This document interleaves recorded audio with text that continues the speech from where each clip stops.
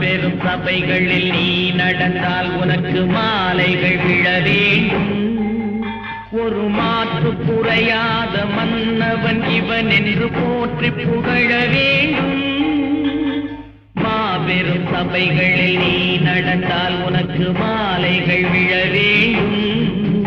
ஒரு மாற்று குறையாத மன்னவன் இவன் என்று போற்றி புகழ வேண்டும்.